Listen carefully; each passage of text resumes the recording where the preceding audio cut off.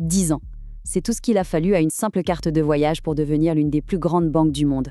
Voici l'histoire incroyable de Revolut, la banque qui a décidé de casser tous les codes. Alors, on rembobine. Tout commence ici. On est à Londres, pendant l'été 2015. Un moment très précis, dans un lieu bien précis, qui va marquer le début d'une véritable révolution financière. Mais oubliez tout de suite les images de grands sièges sociaux luxueux. Non, le point de départ, il est beaucoup plus modeste, disons. Imaginez un peu la scène, un bureau quasiment vide, quelques ordinateurs et 2 anciens traders issus de la haute finance. Et ces 2 hommes, à ce moment précis, ils ne le savent pas encore, mais ils sont assis sur une idée toute simple en apparence, mais en réalité, une véritable bombe. Une idée qui va secouer un système qui n'avait pas bougé depuis des décennies. Bon, allez, rentrons dans le vif du sujet. C'était quoi, au juste, cette fameuse idée explosive ? Eh bien, tout part d'un problème que tout le monde connaissait, mais que personne n'avait vraiment cherché à résoudre. Voilà, le nerf de la guerre, c'était ça. Jusqu'à 5% de frais. À chaque fois qu'on utilise sa carte à l'étranger, les banques traditionnelles se servent au passage. C'était une sorte de règle du jeu que tout le monde acceptait. Sauf eux.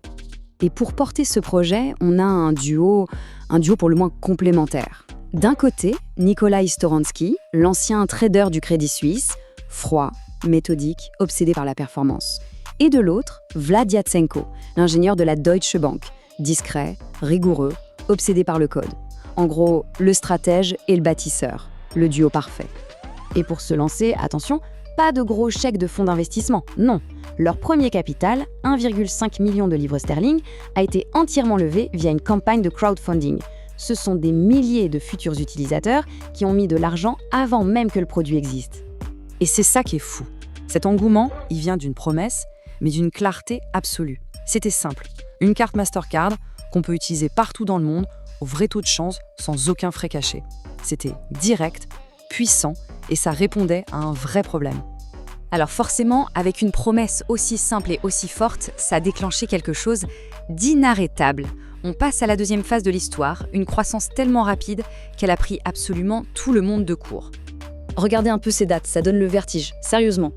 1 an à peine après le lancement, sans la moindre publicité, Revolut a déjà 1 million d'utilisateurs. 2 ans après, il lève 66 millions de dollars. En 2018, c'est fait, c'est une licorne valorisée à plus d'1 milliard. Et en 2020, on parle de 10 millions d'utilisateurs. La vitesse est juste ahurissante. La question, c'est comment on explique une telle explosion ? Le secret, il tient en une phrase. Le produit parle de lui-même. Chaque utilisateur économisait de l'argent dès sa première transaction. Pas besoin de marketing, le bouche à oreille a fait tout le travail. Les freelances, les expatriés, les voyageurs, cette carte argentée est devenue un vrai symbole.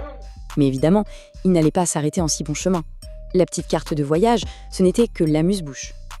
Très vite, l'application est devenue un véritable couteau suisse financier. On a vu arriver les crypto-monnaies, le trading, l'épargne. C'était simple, rapide, presque addictif, et ça s'est transformé en un écosystème financier complet. Forcément, une croissance aussi brutale, ça ne se fait pas sans casse. Ce rythme effréné a fini par créer des fissures. Et là, on entre dans le chapitre le plus sombre de l'histoire de Revolut, celui qu'on a appelé le Far West financier. Et là, d'un coup, tout bascule. La belle success story, elle prend l'eau. Le directeur financier claque la porte et, surtout, il dénonce publiquement de graves manquements à la conformité. Le signal d'alarme est tiré. Immédiatement, les régulateurs britanniques ouvrent des enquêtes et des centaines de comptes d'utilisateurs se retrouvent bloqués. La machine s'enraye brutalement. C'est à ce moment-là que les médias vont trouver l'expression parfaite pour décrire la situation, le Far West financier. Ça résume tout. Une entreprise qui avance vite, très vite, peut-être trop vite, sans trop se soucier des règles. Et ce Far West, il a un prix bien réel, 3,5 millions d'euros. C'est le montant d'une amende qui tombera en 2025. C'est un rappel assez brutal que la vitesse, ça ne protège pas des règles du jeu. Cette crise, honnêtement, elle aurait pu signer la fin de l'aventure. Mais pour Revolut, ça a été tout le contraire. Ça a été le début d'une nouvelle ère, la transformation forcée d'une start-up rebelle en un véritable empire. Le message des régulateurs et du marché est reçu 5 sur 5. C'est simple, pour survivre et continuer à grandir, il faut changer de nature. Il ne suffit plus d'être une application cool et rapide, il faut devenir une vraie banque. Avec tout ce que ça implique. Et c'est exactement ce qu'ils vont faire. Cette chronologie, c'est celle d'une longue, très longue marche vers la légitimité. D'abord, une licence en Lituanie en 2018. Puis, l'étape cruciale, la licence bancaire européenne complète en 2022. Et pendant ce temps, le fondateur, toujours aussi controversé, quitte Londres pour Dubaï, un mouvement qui, bien sûr, ne manque pas de faire jaser. Et pour vraiment comprendre l'état d'esprit derrière tout ça, il faut écouter cette phrase de Nikolai Storansky. « Je n'ai pas fondé Revolut pour être aimé, je l'ai fondée pour qu'elle fonctionne. Visionnaire pour certains, tyrannique pour d'autres. Mais une chose est sûre, l'objectif, ça n'a jamais été la popularité, c'était l'efficacité brute. » Tout ça, ça nous amène à la situation actuelle. Revolut a survécu à ces crises, c'est devenu un monstre financier. Mais une question fondamentale reste en suspens, et elle est cruciale pour son avenir. Et pour comprendre ce qu'est Revolut aujourd'hui, il suffit de regarder les chiffres. Et attention, accrochez-vous. On parle de 52 millions de clients dans plus de 100 pays, d'une valorisation estimée à 75 milliards de dollars et de revenus qui atteignent les 4 milliards. L'ambition n'est plus de concurrencer les banques, c'est de les remplacer. Et pour mettre ça en perspective, regardez ce comparatif, c'est juste incroyable.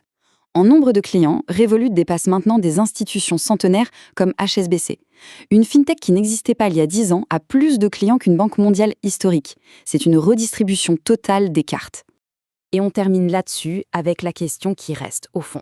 Revolut a prouvé qu'on pouvait totalement réinventer la banque, la rendre plus rapide, plus simple, plus globale. Mais peut-on être à la fois une super app construite sur la vitesse et la disruption, et en même temps une banque de confiance qui, elle, est construite sur la stabilité et la sécurité? C'est tout l'enjeu pour Revolut dans les années à venir.